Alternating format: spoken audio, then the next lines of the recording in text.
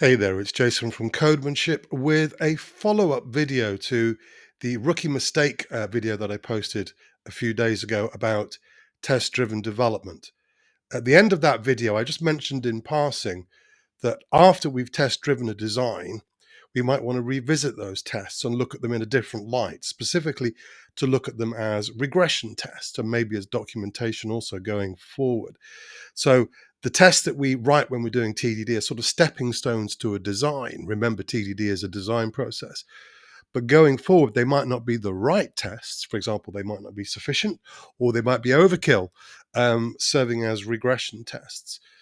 So I just wanted to clarify some of those things. Now, when it comes to the usefulness of tests as regression tests, there are multiple dimensions that we need to consider, and I only really want to consider a few, the ones I consider to be the most important, I think. If you disagree, please mention it in the comments below. Um, but I want to sort of evaluate these tests that I used when I was doing TDD to create this total function that calculates total of items in a shopping basket, to ask myself the question, are these tests sufficient going forward? So let's just remind ourselves of these tests. And of course, we'll make sure that they are passing. So I can run that in my IDE, probably be simplest. Just click on the little green arrow and off we go. I do like my IDEs. Right, so we've got a bunch of passing tests there. So I wrote 4 tests. If you watch that, if you go back and watch that original video, I'll post a link in the comment in the description below. So I started with an empty basket. That was the simplest case I could think of. And of course, the total of items in an empty basket should be 0. Then I created a basket with a single item in it with a quantity of 1 and checked that we were using the price. Then I put 2 items in the basket and checked that we were calculating the sum of those items. And then as a final step, I increased the quantity of the item in the basket to 2 to check that we were calculating the subtotal of items correctly as price times quantity. Now, if I had done this the other way around, if I had written the total function and then written tests for it afterwards, I probably would have done something more like this. So I've just got the one test here with 3 different items with 3 different quantities. Um, and the first question I would wish to ask myself is, what level of test assurance are we getting from these tests? So I'm not going to talk about coverage, I'm going to talk about assurance.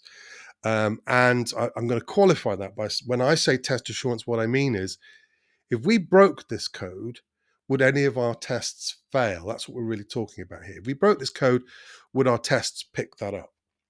And one way of answering that question or getting a good feel for that is to actually break the code and run the test. So I'm going to use mutation testing. Mutation testing is a technique that goes through your code one line at a time, making changes to the code that effectively break it, but in a way that you can still run it. For example, turning a plus into a minus or turning a number into 0 or something like that. So it goes through systematically breaking your code one line at a time, perhaps multiple times on the same line if there's multiple things going on. And then it runs your test to see if any of the tests fail. If any of the tests fail, hurrah for our side, that means our test suite has killed the mutant copy of that code. So that part of the code is probably really being tested. In other words, if it was broken, we probably would find out by running our tests. If no tests fail, then we say that the mutant has survived, and that suggests that there may be gaps in our tests there that would allow the code to be broken without us realizing it. So I'm going to mutation test this, and I'm going to do it using both versions of the test. So I'm going to start, it's all very cheap and cheerful and low tech here.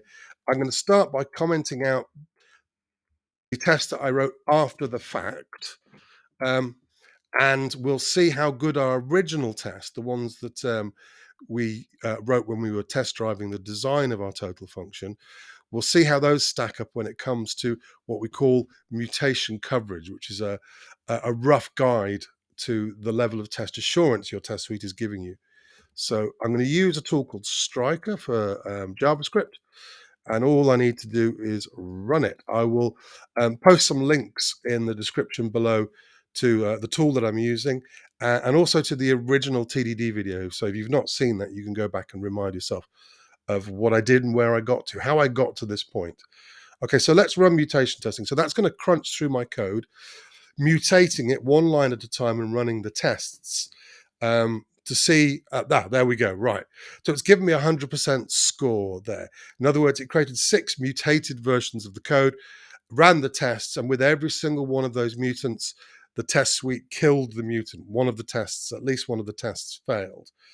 So we're getting pretty high assurance. Now, this is one of the self-fulfilling prophecies of only writing code to pass tests. If you're strict about test-driven development, you are likely to end up with a high level of test assurance because you're only writing code. It's the golden rule. We do not write a line of source code unless we have a failing test that requires it. So you're going to end up with the vast majority of your code actually really being tested in a meaningful way. If you watch the original video, you also notice something that I don't think I mentioned in the video, but I was doing it because I'm kind of in the habit. Before I make each test pass, I run the test to make sure that it actually does fail when the result is wrong. So I'm kind of doing a sort of mutation testing of my own. I'm sort of testing my tests as I go to make sure that they are meaningful tests. In other words, going forward, if this result was wrong, this test would fail.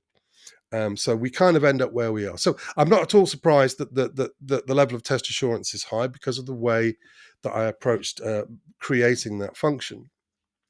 Now, let me just uncomment out this new after the fact test. And what we're going to do is we're going to comment out the original tests. Let's go back to those. So now we're going to see how good that single test is, the one with multiple items and different quantities, how good that single test is, again, at providing test assurance. So let's run Stryker and see what happens. Now, when it comes to mutation testing, I highly recommend that you do use it if you can on tests that are written after the fact, or if you inherit a code base that has tests and you're wondering, yeah, but how good are these tests? It's a very, very useful technique. Right, and we're getting pretty much the same level of assurance. Again, not surprised. So we're getting high assurance from both sets of tests. So we probably, in terms of test assurance, could get away with just having that single test. Let me just uncomment out this test code. Okay, now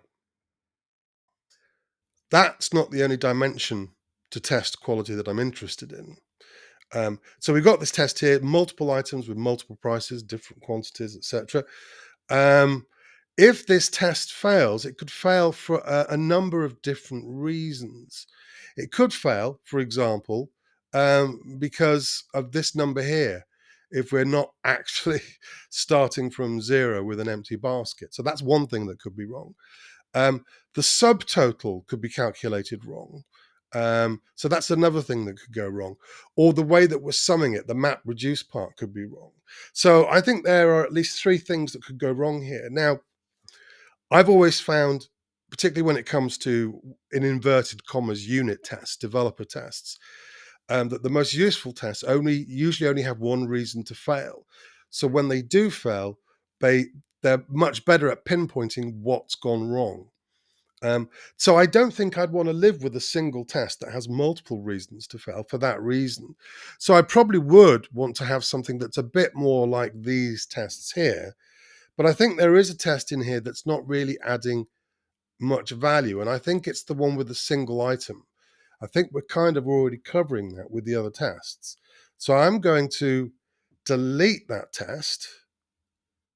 And in the real world, of course, I'd be using version control and I would commit that at this point. So it'd be easy to get back.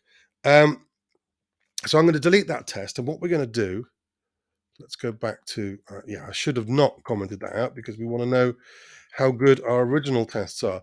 So just using those 3 original tests, let's see what that does to our test assurance.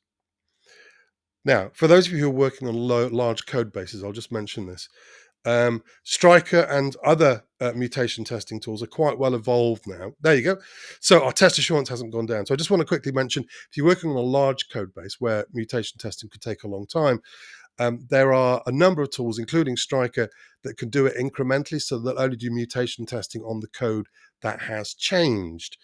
So that can really speed things up for you. Anyway, yeah, we've not dropped our level of test assurance. Our tests are just as good in that respect. So we didn't really need that first test, that test I deleted for test assurance. We probably want to keep the rest though, because they've got different reasons that they might fail. I might choose at this point to rename the tests to be more specific about what it is that's actually being tested. Um, so calculates total of, yeah.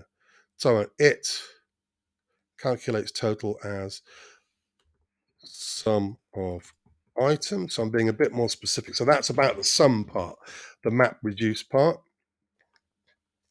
And I might go down as well and say item subtotals.